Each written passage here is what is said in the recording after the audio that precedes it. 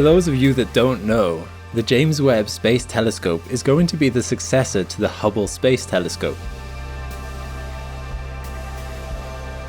An ambitious project, it aims to have a mirror with a combined surface area of 25 square meters, which is roughly 5 times bigger than Hubble's. Developments for it began in 1996 with an original launch date of 2007, but this date has continuously been pushed back. From the time of writing this script, the scheduled launch date is in March 2021. But what's the holdup? What is taking so long for this telescope to get into operation? Well, it's complicated, literally. I'm Alex McColgan and you're watching Astrum, and together we will understand why the James Webb Space Telescope is taking so long.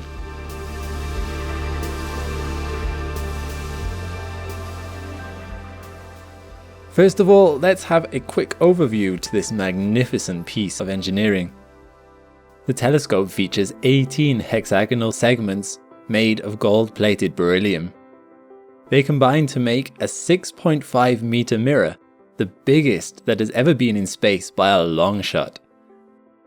There is a very good reason for having such a big telescope in space, namely that in the vacuum of space there is no atmosphere to get in the way of observations made by the telescope. If you have a look at videos taken by ground-based telescopes, you can see that there's a slight wobble to the image. This is due to the heat in the atmosphere, much like if you looked at a road on a hot day. That's not to mention all the dust and other particles in the atmosphere, reflecting and refracting light, which interferes with telescope observations. Technology is improving to counteract atmospheric influences on ground-based telescopes, but you just can't replace actually being in space. The other big reason for having the James Webb Space Telescope in space is that it is an extremely sensitive infrared telescope. And in this way, it is different from Hubble, which is only capable of looking in visible light and ultraviolet. In fact, the James Webb Space Telescope is more like the Spitzer telescope, another space telescope but with a much smaller mirror, only 85 centimeters across. Seeing as any warm object emits infrared radiation, a ground-based telescope would easily have its readings contaminated by nearby objects and the atmosphere. In the vacuum of space, however, the James Webb Space Telescope is protected from the sun by this massive sun shield, which means the scientific instruments stay a cool -220 degrees Celsius.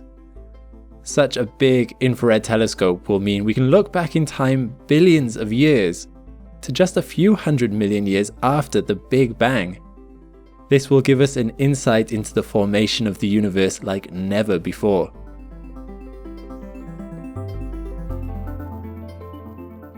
The James Webb Telescope will also look at individual stars and even attempt to observe exoplanets, specifically to try and see the composition of their atmospheres. They do this by looking at the light spectrum of planets as its parent star shines through the planet's atmosphere. So, what's been the holdup over all these years? Well, the biggest delays were caused by the design specifications themselves. For instance, the mirrors. There is no launch craft that could fit a 6.5 meter wide mirror inside, so the mirrors had to be designed in a way that allowed them to be folded back during launch. This adds a massive amount of complexity to the design, as 18 hexagonal mirrors aimed at an object billions of light years away means that they must be aligned correctly to nanometer precision. As a result, not only do the mirrors fold out once launched, but each mirror can be controlled individually to a very fine degree.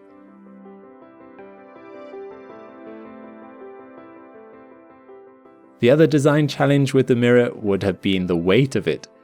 To use a mirror similar in weight to the one on Hubble would have meant that James Webb's mirror would be 10 times heavier than it is now, too heavy for a launch craft to get it to its final destination.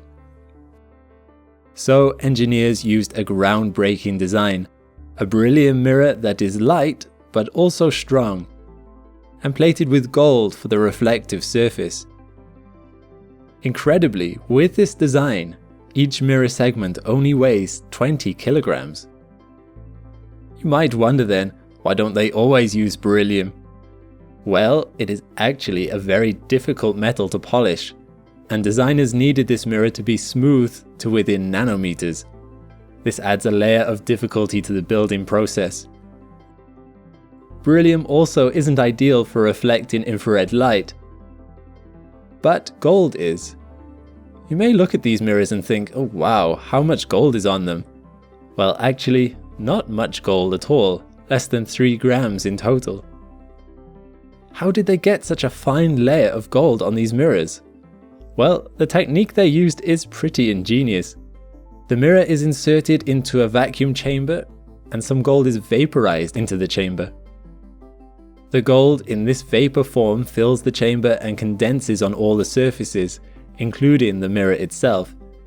This gold condensation gives an extremely even finish, something that couldn't be accomplished through any other method. One of the other key design specifications of the James Webb Space Telescope was to be able to view hundreds of objects simultaneously. The way that they will achieve this is through some groundbreaking innovations invented specifically for James Webb.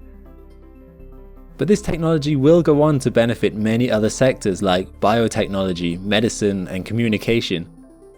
Specifically, it is an array of microshutters that can measure the intensity and spectra of light from many distant individual objects at the same time.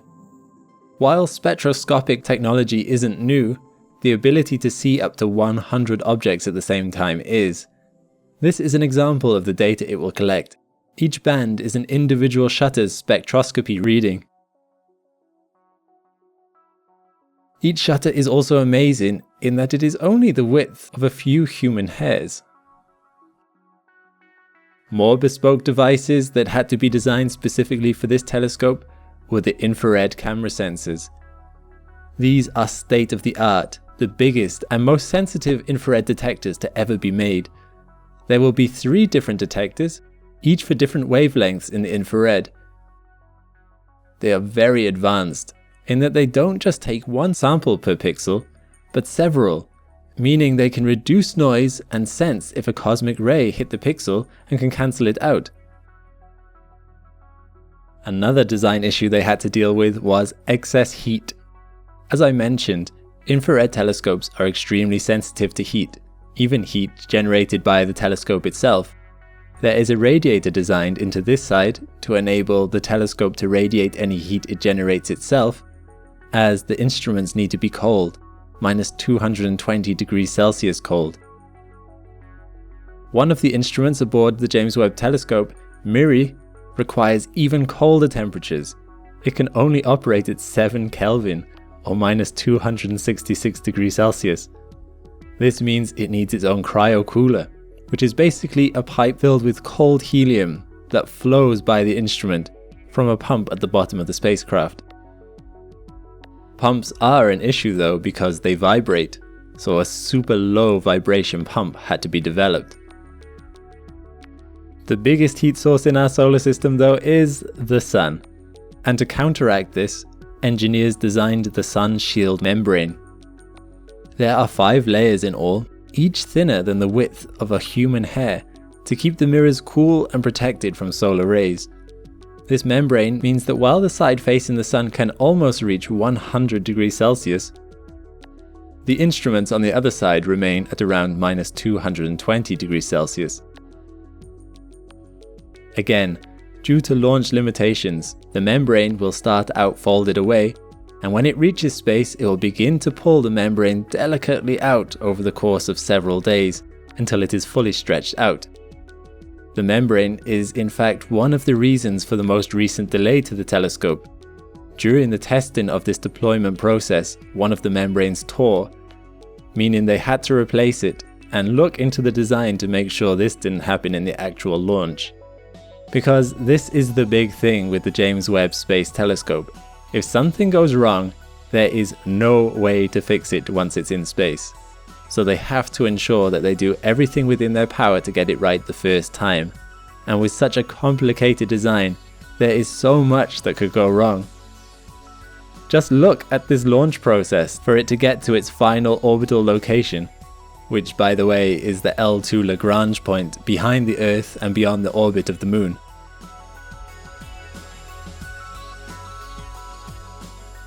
It's crazy. Nothing has been attempted on this scale before, and I don't know anything that will match it for a while to come.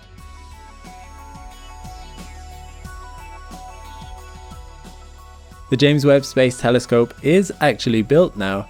Everything is completed. They are just thoroughly testing each and every one of their systems to make sure everything goes smoothly come the launch. Because if this mission is a success, just this one telescope will unravel so many of the mysteries of the universe by itself. Hubble was already a wonder, but this will be a serious step up. Well, thanks for watching. Do you enjoy the science and engineering that goes on behind the scenes with projects like the James Webb Space Telescope? Instead of hearing about it from me, why not try a more hands-on approach with Brilliant's daily problems? Brilliant publishes new problems every day on a variety of topics, including astronomy, science, engineering, math, and logic. By actively grappling with puzzles and problems, you will gain a much better understanding of the topic. In my opinion, that is one of the best ways you can learn. If you like the problem and want more, there's a course that explores the same concept in greater detail. If you are confused and need more guidance, there's a community of thousands of learners discussing the problems and writing solutions. So go and have a look. Use the link brilliant.org/Astrum and finish your day a little smarter. Also, the first 200 of you will get 20% off the annual subscription, so you can view all problems in the archives too.